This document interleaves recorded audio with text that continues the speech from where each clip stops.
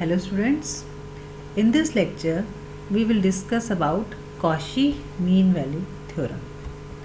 So this theorem says that if fx and gx be two functions defined on closed interval ab such that number 1 fx and gx both are continuous on closed interval ab, number 2 fx and gx both are derivable on open interval ab, and the third condition is g dash x not equal to 0 for all x belongs to A b, यानी कि इस interval के बीच में कहीं भी जो जी x की derivative की वैल्यू ज़ीरो नहीं है।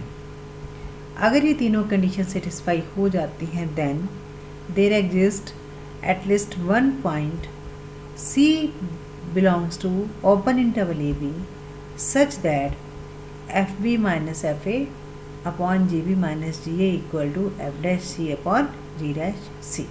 ठीक है कि इन तीनों कंडीशंस के सेटिस्फाई होते हुए किसी भी एक पॉइंट पर इंटरवल के बीच में ये कंडीशन सेटिस्फाई मतलब ये जो आपके पास रिलेशन आया है ये सेटिस्फाई होगा। Clear? Now let us come on the proof. अब आपके पास ये तीन कंडीशंस हैं जो मैंने पहले भी अभी इससे पहले वाले हमने देखा है, तो ये तीन कंडीशंस हैं। क्लियर?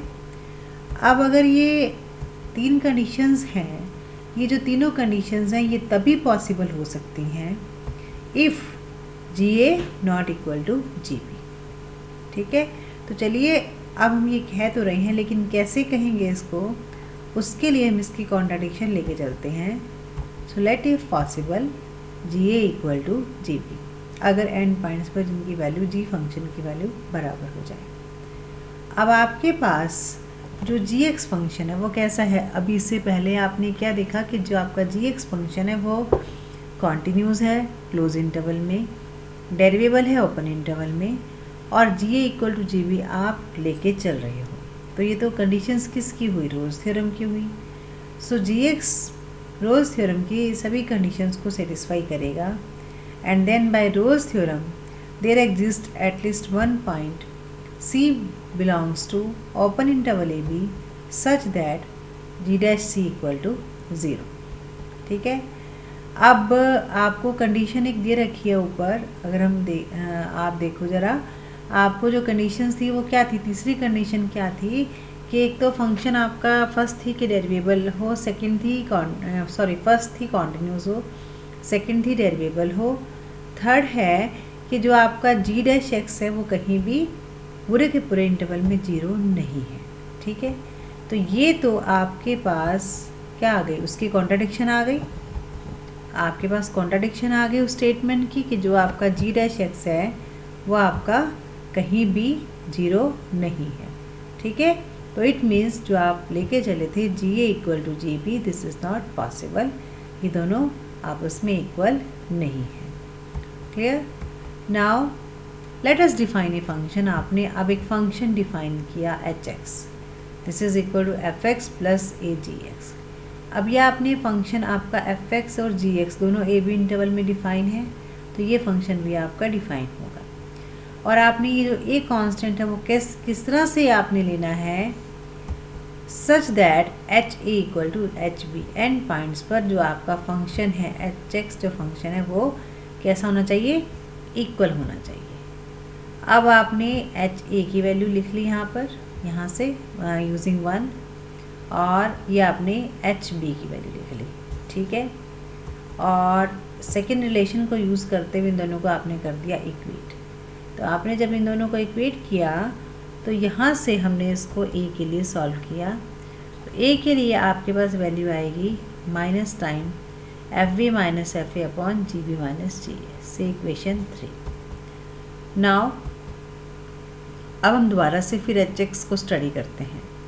एच एक्स क्या है, F X plus A G x, और अब कंडीशंस चेक कर लो, एफ एक्स और जी एक्स दोनों कॉन्टिन्यूस हैं क्लोज इंटरवल में, तो एच एक्स भी आपका कॉन्टिन्यूस होगा क्लोज इंटरवल में। एफ एक्स और जी एक्स दोनों डेरिवेबल हैं ओपन इंटरवल में, तो एच एक्स भी आपका डेरिवेबल होगा ओपन इंटरवल में। अब यहाँ पर ए हमने नहीं लिखा और यहाँ पर लिखा हुआ है तो बेशक आप इसको यहाँ से हटा भी सकते हो, ठीक है, क्योंकि ये एक कांस्टेंट है। तो अगर gx फंक्शन डेरिवेबल है तो कांस्टेंट की जो मल्टीपल है वो भी डेरिवेबल होगी। तो आप इसको ऐसे भी लिख सकते हो कि fx and gx both are continuous and fx and gx both are derivable, ठीक है। तो आप a को हटा भी सकते हो यहाँ से। सो hx आपका क्या हो गया, डेरिवेबल हो गया। और ha इक्वल टू hb ये भी है हमारे पास। ये तीनों कंडीशंस किसकी हैं, रोल्स थ्योरम की हैं। सो hx satisfies all the conditions of Rolle's theorem, ठीक है। तो रोल्स थ्योरम के अकॉर्डिंग क्या हो जाएगा, there must exist at least one real number c lying between a to b such that h dash c equal to 0, ठीक है। अब h डैश x की वैल्यू पहले निकालते हैं। We have this fx, hx क्या है, fx plus a gx, h dash x इसका डेरिवेटिव निकालो तो क्या आएगा, f dash x plus a g dash x, ठीक है।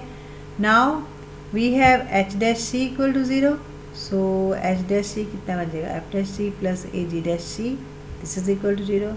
सो from here a equal to minus f dash c upon g dash c, ये आपकी a की वैल्यू आ गई। a की वैल्यू आपकी इससे पहले जो स्लाइड्स हमने की हैं अभी उनमें a की वैल्यू भी और निकली हुई है और उसको आपने थर्ड इक्वेशन आप देखेंगे वो एक थर्ड इक्वेशन है।